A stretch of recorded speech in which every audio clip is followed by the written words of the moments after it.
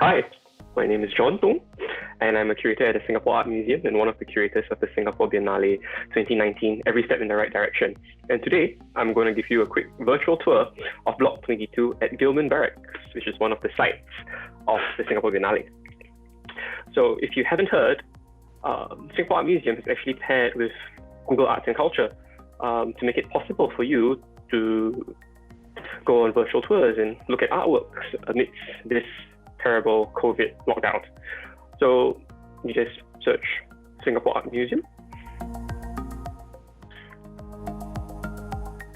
and that will bring you to the Singapore Art Museum page. And with that, we're going to go dive right into Gillman Barracks.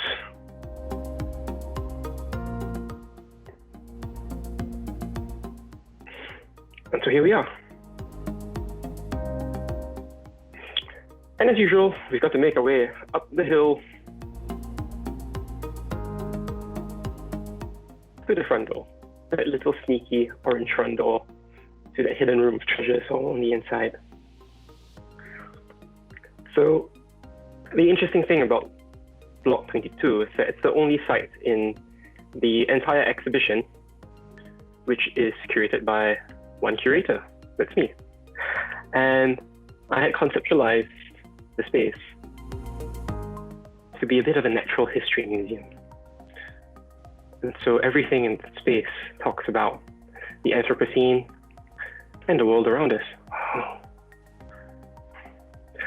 And I guess I'll start with this artwork here, where I usually start all of my real life tours. This is a work titled Reincarnations, Hopea, Sangal, and Sindora, Wallichii. And it was specially commissioned for the Singapore Biennale, and it's by a Thai artist named Ruangsak, Anuwatwimon.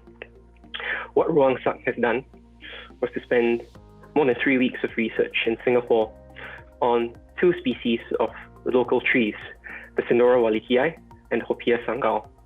And both of these species are endemic to Singapore, and both have played vital roles in shaping our local consciousness, especially towards flora in Singapore. So starting with this big tree over here, that is a scale model of the tallest tree that ever grew in Singapore. It is a Sindora Wallichii that used to stand where the Changi Barracks is, and it grew to an astonishing height of more than 70 meters, 76 if I remember correctly. When the British came to Singapore, they had cleared all of the forests around Changi in order to build their barracks. And this was the only tree that did not fell because it had grown to such an extraordinarily tall height. And prior to the Second World War, the British started to realize that that is going to be a target for bombing. And so they felled that tree. And no tree in Singapore has ever grown to such an astonishing height again. Over here on this side, we have a more recent example of a tree that was chopped down. This is a model of a Hopea Sangal that used to stand on Halton Road, also in the Changi area. And the Hopea Sangal is an exceedingly endangered species. It was thought to be extinct for the longest time in Singapore, until one fine day while walking down the road, a botanist just saw it standing there. And, of course, he was elated to have discovered a thought to be extinct species just standing by the side of the road. And he shared his findings with the rest of the botanical community in Singapore, and everybody was elated, only for that tree to be struck by lightning 2 days after its discovery. And of course, that was extremely disappointing. However, the tree actually did not succumb to the lightning strike, and after it was hit by lightning, it still flowered. However, the property management company that was in charge of that piece of land felled that tree, cut it down, worried that it might collapse on some of the terrace houses in the vicinity of that area. Now, this led to a flurry of legislations pertaining to plants in Singapore and start of the Heritage Trees Act. And the reason for Ruangsak's close examination of these two particular species is not just because, they had a historically important role in shaping the consciousness of Singaporeans towards plants, but because he wants people to recognize that a tree is not just a tree, it is an ecosystem unto itself. And inside all of these, the trees here, as you can see where I'm pointing with the mouse, are names, the scientific names of all the various species of flora and fauna that would call that particular tree home.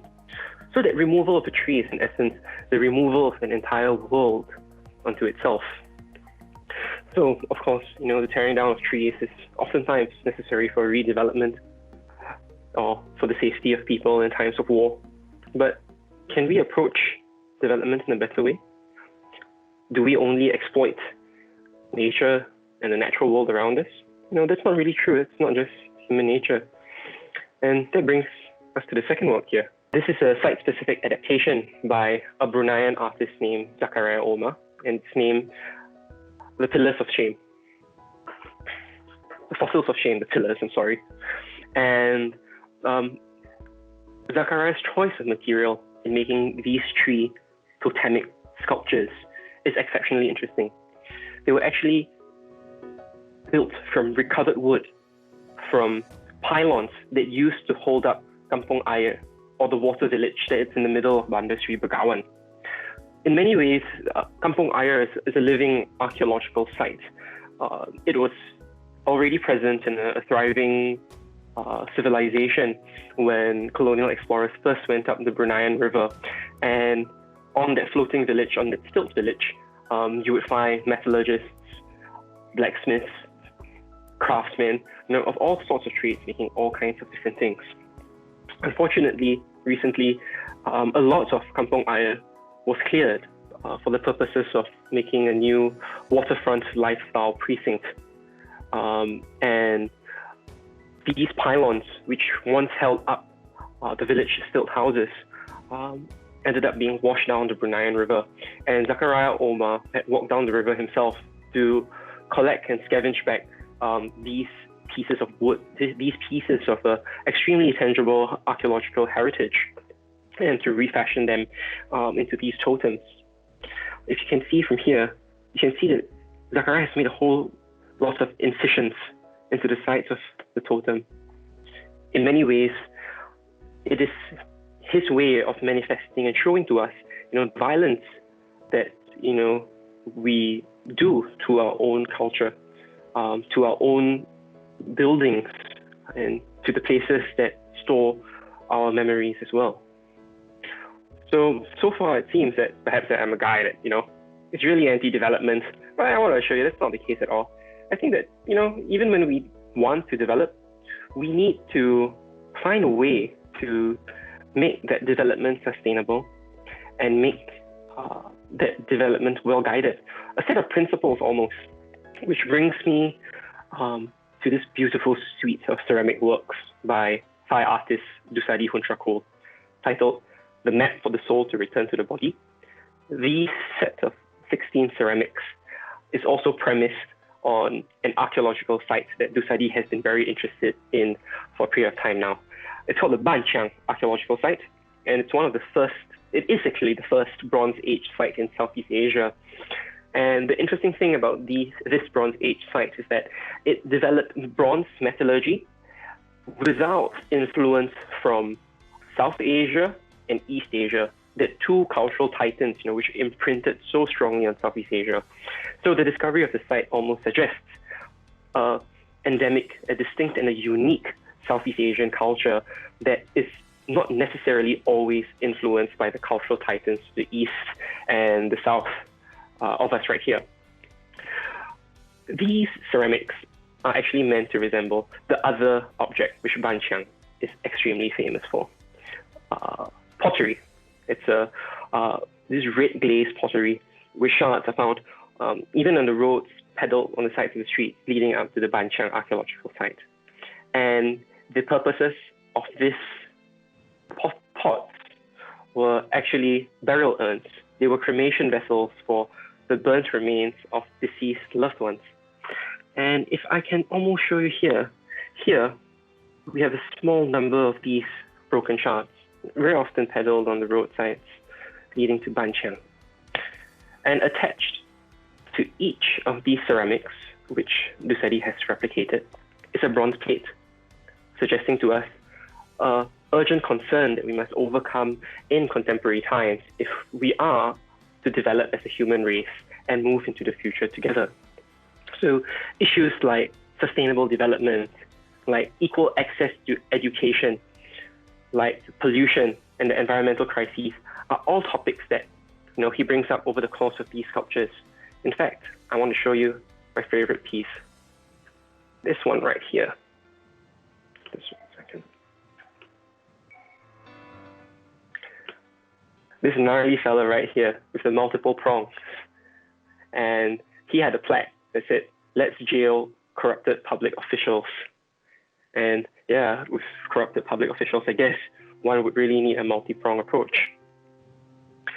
Finally, moving on to the last work in the gallery, this lovely Wunderkammer, Cabinet of Curiosities by Singaporean artist Robert Zhao. This installation is titled Queen's Own Hill and its Environs.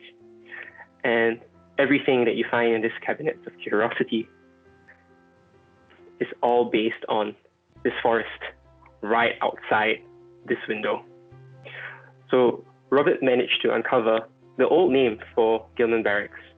When you ask a person, what was Gilman Barracks before that arts precinct that it is today? And I was like, oh yeah, well, it used to be a barrack.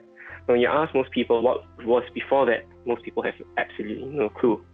Well, the place used to be called Queen's Own Hill, and the whole area all the way up to the seafront was just a series of undulating hills, that was flattened over time and was used for the purposes of farming and agriculture and rubber plantations. And so over time, the use of the piece of land has changed. And what Robert has done here is to almost perform an archaeological dig of the site. And here he showcases the various natural and human elements that have been left the site. And all of these elements tell a changing story of the use of the hills. Some of the objects of particular interest, which I found exceedingly interesting, was, for instance, this urn here, if you can see it, that's a samsu vat. And samsu is essentially a type of moonshine that used to be brewed in Singapore just prior to independence. And it was very, very popular, and there were many illegal distilleries making these particular moonshines. And after the rice mash is made, they would essentially be put into these vats and then buried in cool forests, in the grounds of cool forests and mangrove swamps, and then allowed to ferment there. So after independence in 1965, there was a huge government clampdown on these illegal distilleries because of the high risk of methanol poisoning you could get from drinking these illegal moonshines. So a lot of them basically disappeared. So this vat here is potentially one that was buried in the 60s or the 70s and was completely forgotten about or abandoned until Robert digged it up. Inside his Wunderkammer is also a beautiful array of photographs and videos that he has taken of the natural world outside this gallery's walls. And for those of you who have seen it, this little video here is one of my favorites. It is a video of a civet cat, also known as a luwak. The luwak is very well known for making the most expensive coffee in the world. But the luwak is also known as the ghost of the forest. It's actually a photograph of the luwak over here, which Robert has printed out. And it's called the ghost of the forest because it's exceedingly shy. You don't see it very much. And it's very territorial. If you spot a civet cat in one place, it's very likely to be the only civet cat in the entirety of that area. So when we were installing this exhibition, Robert and I walked out of the back door one day in order to hide a natural terrarium. This is the glass bottle there, out back, where the forest is, to put it back to where he found it. And Robert was walking in front of me and I was just behind him, and this fruit came crashing down right behind Robert. And I was like, well, lucky you, Robert. That fruit almost landed on your head, and you have rotting mango all over yourself. And so Robert turned around and he spent the longest time looking at that piece of fruit that was now lying on the floor. He said that, now this fruit doesn't look like it's rotting at all. It looked like something was eating it. And so immediately both of us started like looking up into the trees. And at first we didn't see anything at all. And then after some time, I started to see this tail just kind of waving there. And it was a long undulating tail. And I was like, that looks like a lemur's tail. I was like, that's not possible. You don't have lemurs in Singapore. And I pointed it out to Robert. And there was this stream of liquids that started coming down, from the branches of the trees. And then we spotted it. It was that exact civet cat that Robert had captured in the video, attempting to pee on Robert Zhao. So all this time, that while Robert was looking at the forest was looking back at Robert as well. How is that for a story about an artwork coming to life? And so that brings me to the end of my very, very short tour of Block 22. I hope you enjoyed it very much. If you like more videos on art that inspires, remember to like, follow, and subscribe to Sam. See you!